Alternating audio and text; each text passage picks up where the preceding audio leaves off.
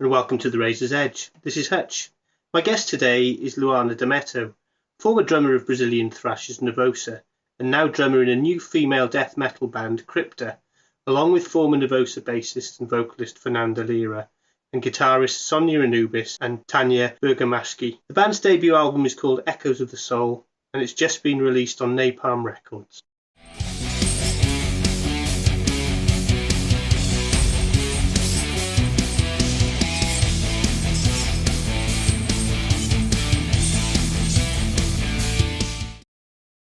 Let's start by talking about the new album. That's the reason we're talking to you. So obviously, very exciting. Starting tomorrow is the release day. So we've caught you right on the button, so to speak.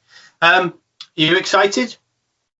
Very excited. It has been so long since we wrote these songs and recorded them and everything. So it's finally time to see if people will like it, if they will not, or what they will say about it. Lots of anxiety before it releases, but can't wait for this to be gone and released, and everyone has the access to it. So yeah, can't wait. Do you've obviously released music before, obviously with your previous band. Do you always get very nervous about it?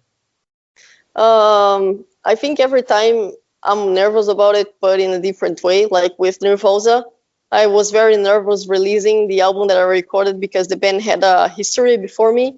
So yeah.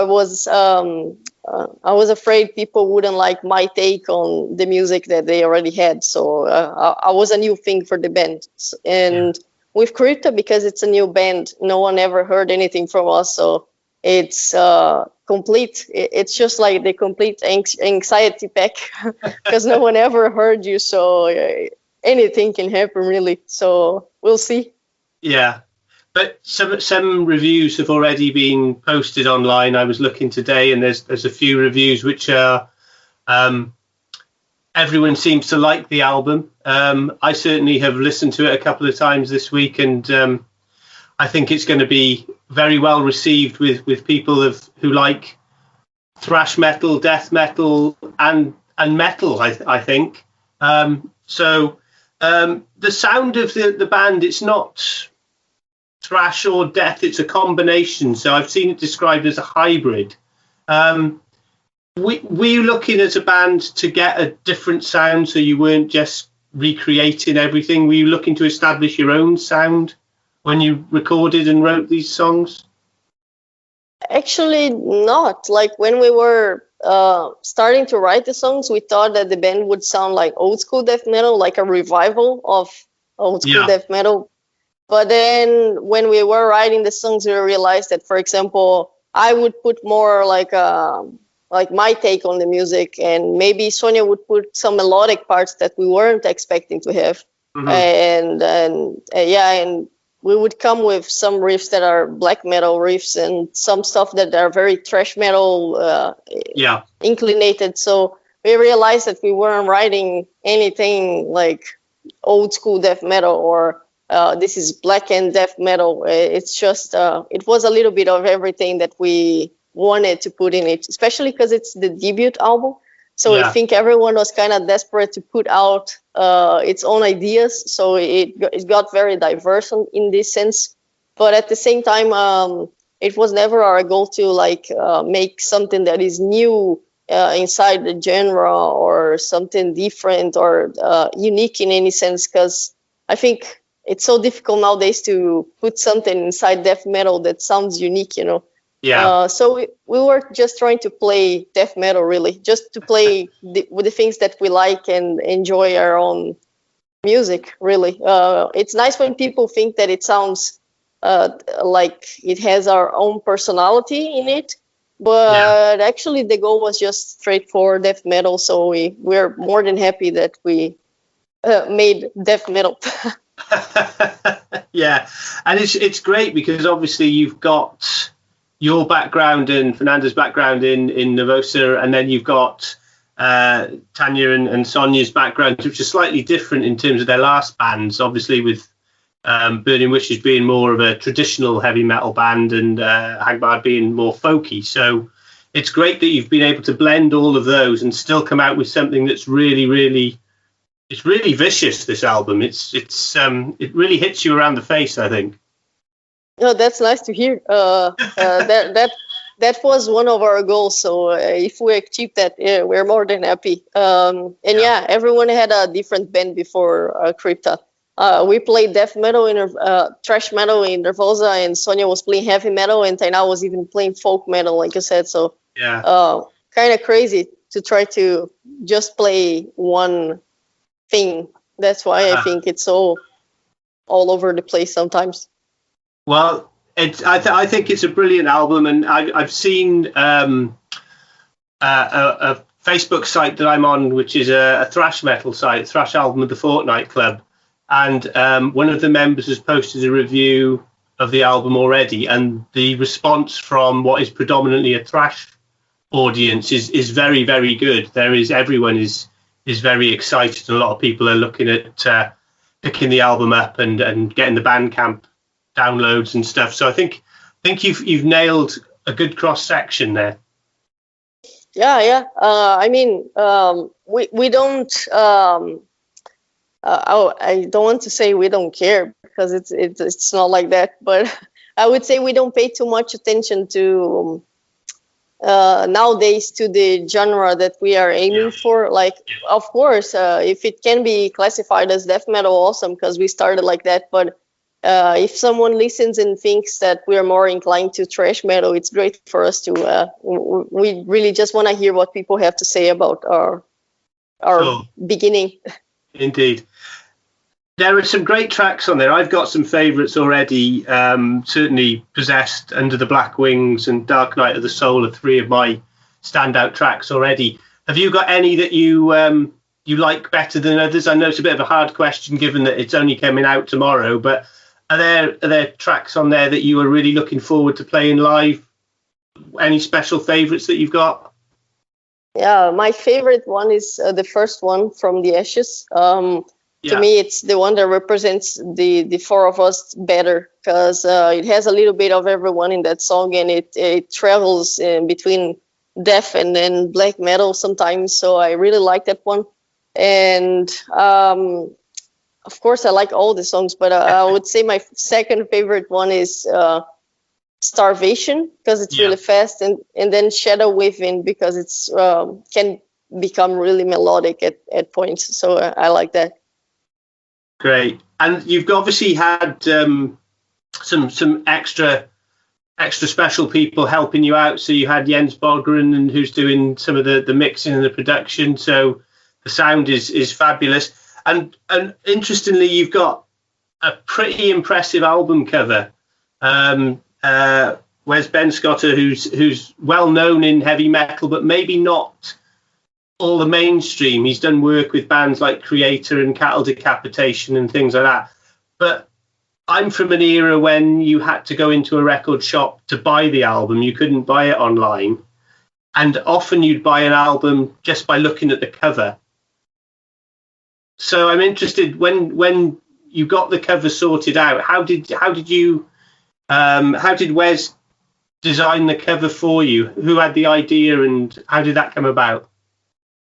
Good question. We wanted an artist that would represent something more old-fashioned, like old school. Of course, we started with this idea of sounding like old school death metal, which we ended up not sounding like old school death metal, because we are all over the place.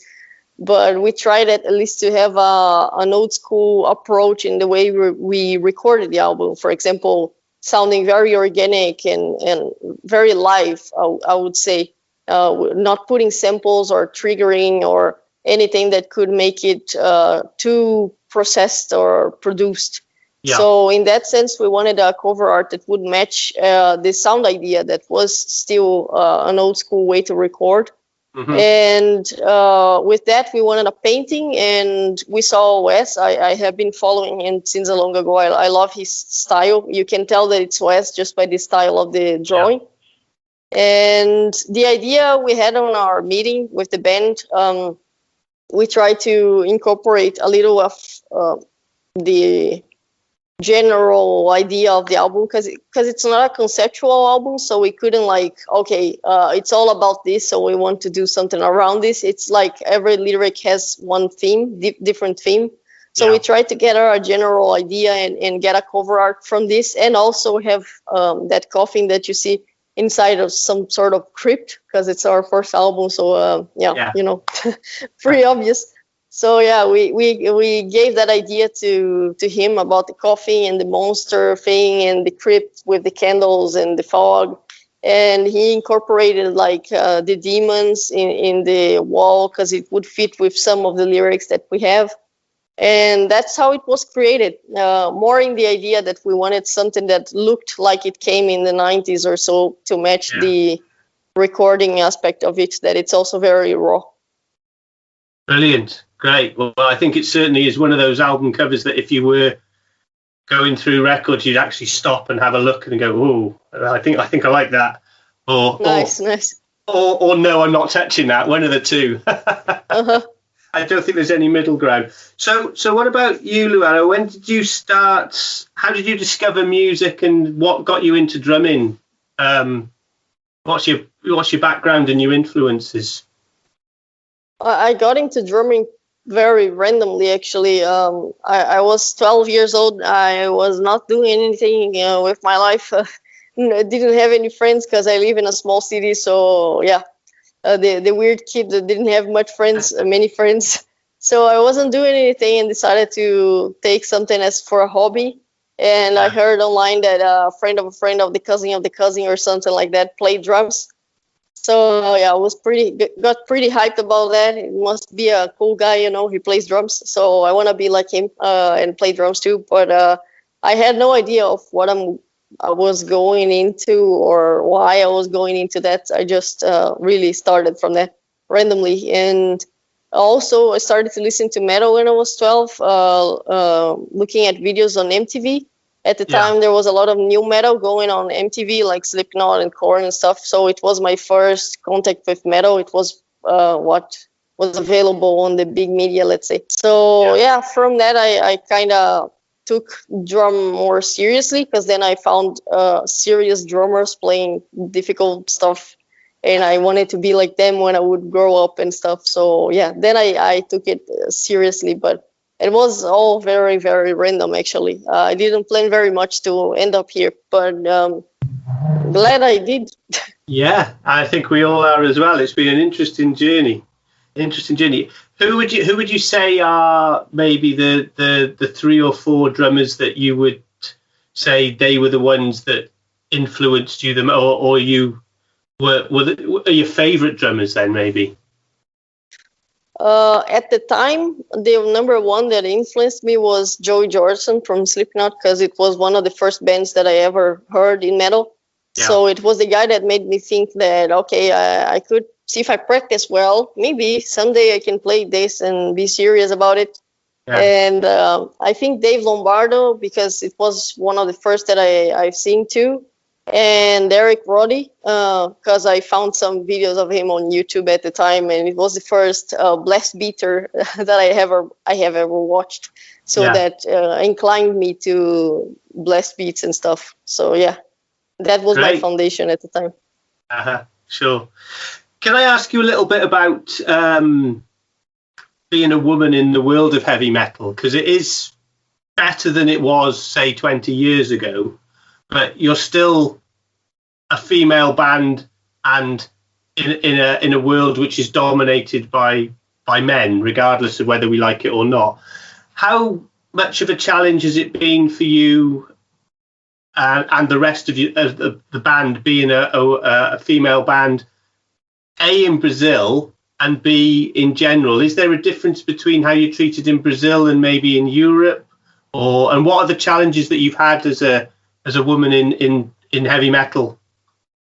I wouldn't say we're treated differently anywhere in this sense, but I would say definitely we still have challenges as women playing so male-dominated genre like metal.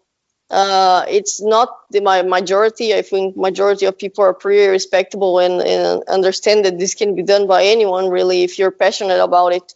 but there's still a minority that don't take you seriously as they would take any other band, because they think you're just there to catch attention because you're a woman, which I think it's pretty insane, because I didn't choose to be born a woman or to like metal. It just kind of happened both.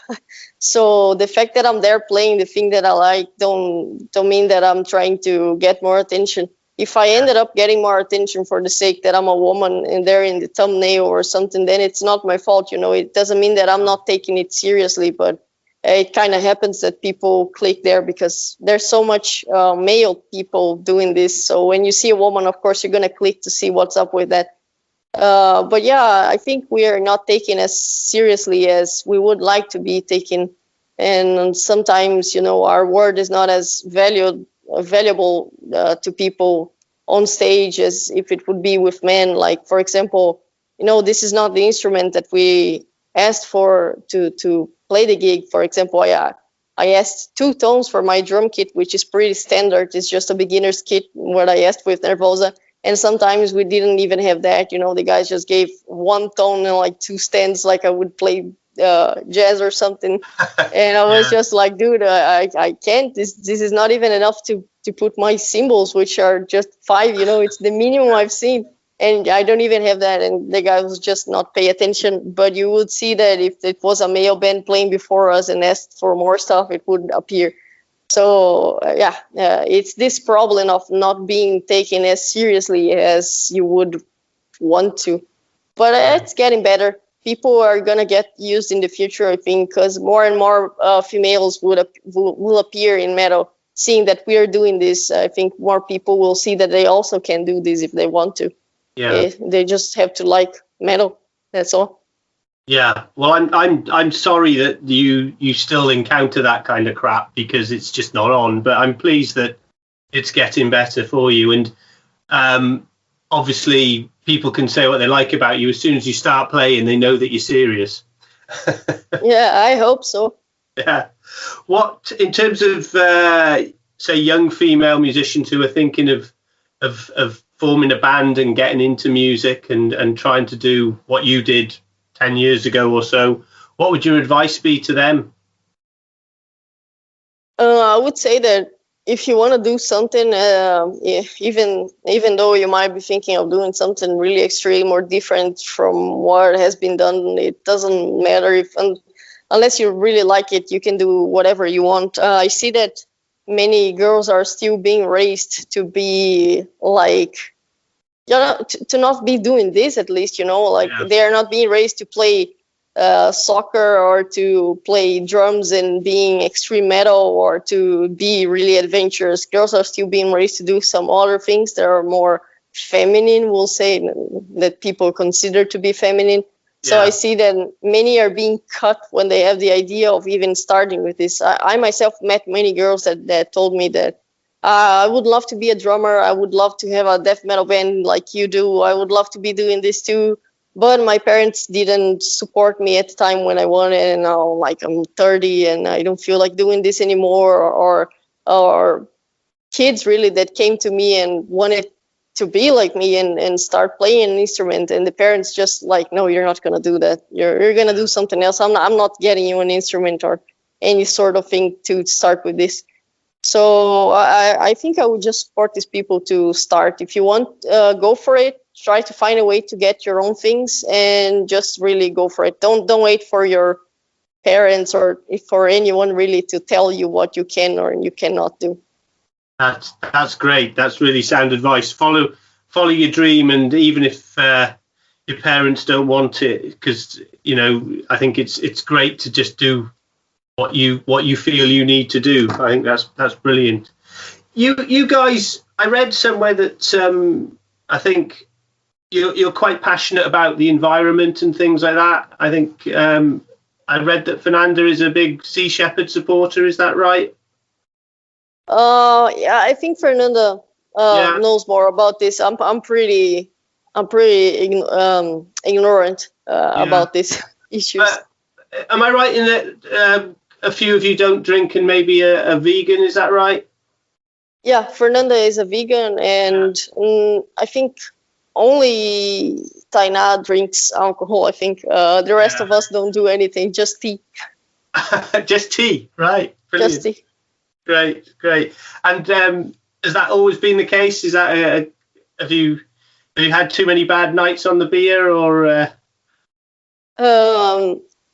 I don't know about Sonia and Sonia because I wasn't in a band with her before, but I know that Fernanda used to drink normally, not too much or too little, but just she drank. And she just decided to stop. And my case is I never did it really. I don't even know how beer tastes like, I would say. Just for preference. Never felt like it. No problem at all. It's just interesting because we don't obviously get many people who have a slightly different approach to the rock and roll lifestyle. And I think that's brilliant that you follow everything you want to do. If that's your decision, that's brilliant. I've got a couple of maybe hopefully a bit more fun questions for you rather than the serious stuff, if that's all right. I'm going to put you on the spot a little bit. So 5 records that shaped your life. Can you give me 5 records that you would say those are ones that are really important to you? That shaped my life. Well, I would start with Slipknot, All Hope Is Gone. That was the one that was trendy when I started in metal, so made me more serious about metal. Except for, I would say Power Trip, Manifest Decimation. It's one of my favorite albums ever. I think the energy from that album, it's something that every band should be thinking of doing. Transmitting that kind of energy through an album is pretty great. Yeah, I would say Sister from In Solitude, for almost the same reason, completely a different approach than Power Trip, but also an album that you feel like they transmitted a message and a vibe through the album, and it's not just music being played. This I mentioned 3 albums. Let me see, that shaped my entire life. Jesus Christ, that's a big thing. What about the first album you bought then? Can you remember that? I think it was a compilation of Marilyn Manson songs. Oh, by the way, Marilyn Manson, I think I could mention. Also one of my first artists ever, and really helped me through dark days. Before we all found out that he's a shitty person, it helped me a lot in life. I think Antichrist Superstar is also one of the albums that shaped me, and the 5th album that shaped me. You can have 4, that's fine. You don't have to have 5. I would have to think deeply on that because don't want to give shallow answers. Yeah, sure. I said I'd put you on the spot a bit, so that's brilliant. What about the last record you bought? What was the last album or record that you bought most recently, or downloaded or listened to? The last record I bought. Well, I bought some stuff recently. I bought Tafos, Hyperdontia, and Sulphurous. There are 3 bands from Denmark. It's the ones that I'm listening to recently. I think I bought these 3 recently tapes. Okay, great. Okay, so would you prefer to listen to power metal or progressive metal? Or is it neither? I would say I'm not a big fan of neither of those, but I would say progressive just for the sake of the nerdy instrumental. Okay, what's your have you got a favorite venue that you've played? Venue. If I remember any names. Fuck. Tricky. I played in so many places, but any that were on like the bucket list? Have you played any big festivals that would have been you ticked off? Festivals are easier, so I remember the name of them. But Rock in Rio, of course, it was the biggest. Rock al Parque in Colombia. Alta Voz, also in Colombia, gigantic and awesome. And I would say Summer Breeze, it was awesome too. So I think these were the coolest that I played. Brilliant, brilliant. 3 drummers you would like to have a lesson with? Yeah. Oh, that I think that's an easy one. Eloy Casagrande, it's always in my list. Karen Trin, one of my favorite drummers ever. And no, for the third one, it could be so many people. I would say Ali Richardson from Bleed From Within. It's also one of my favorite drummers. Cool. Okay, would you rather eat a banana or an orange? Orange, pretty citrusy. I've told you they were a bit more fun. You said tea, but I was going to ask you whether you prefer tea or coffee, but I think you've already answered that. Yeah, only tea. Only tea. Tea all the time. And what kind of tea is it? Well, favorite ones: black tea, rosemary, ginger tea, jasmine. Yeah, there are many. Okay, fine. Slayer or Metallica? Slayer. I thought that. I had money on that one. Would you prefer daytime or nighttime? Nighttime. I live at night. I thought you might be. Most musicians would. And do you have a guilty pleasure? Is there a band that you would listen to that people would be shocked? Always, people are always shocked that one of my favorite bands of all times is Dead or Alive. Yeah. So yeah, people are always shocked about that. Pete Burns, Dead or Alive, are the best ever to me. Yeah. Great. So we talked. You talked about Summer Breeze and stuff, and I live shows. I saw you play with Nervosa about 3 years ago in England. I think you played with Venom Inc. and Suffocation. And I saw you in Bristol in a concert, in a gig that seemed to go on all night.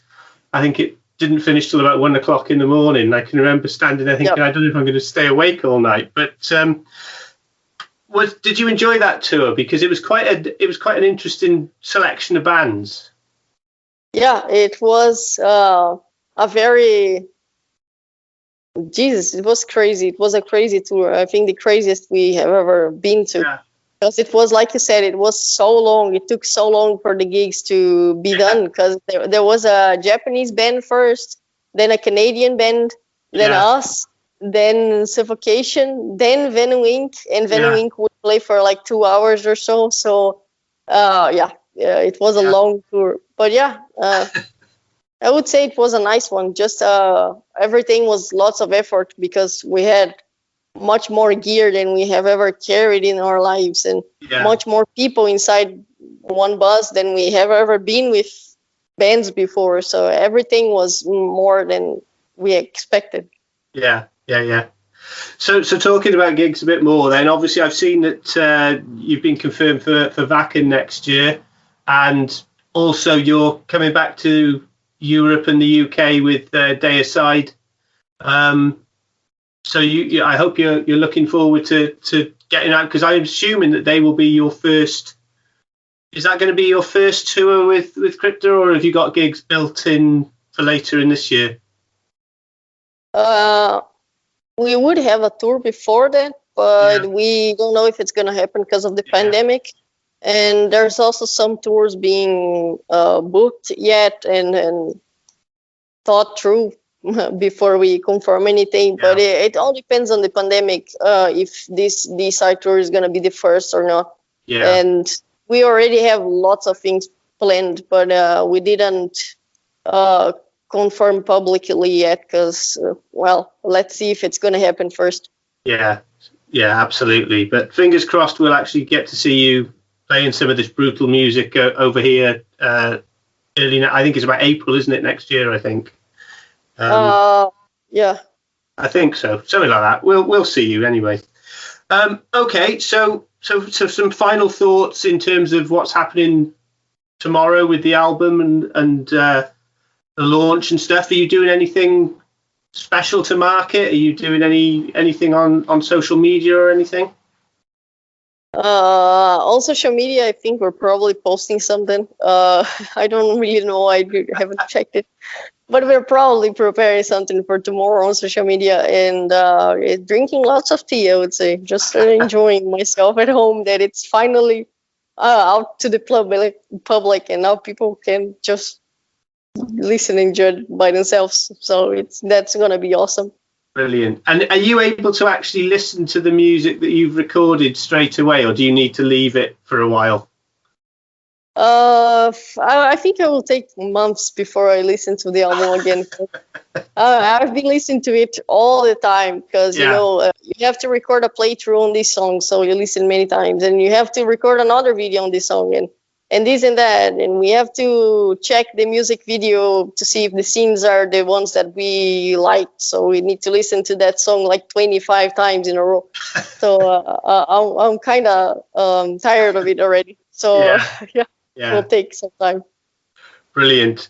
I think the album is brilliant. As I said, I think you're going to get a really good reception tomorrow, and I know that there is quite a buzz over here already in terms of the stuff that's come out, the videos and the stuff that's on Bandcamp already. So I'll end this interview, Luana, by thanking you very much for your time, and fingers crossed for a great day tomorrow and for some good feedback, and hopefully we'll see you next year.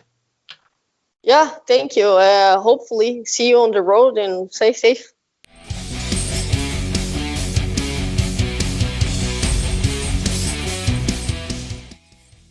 Thanks for listening.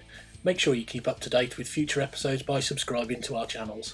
For more information on this podcast, or for all the latest music news, reviews, interviews and more, head over to our website, www.therazorsedge.rocks.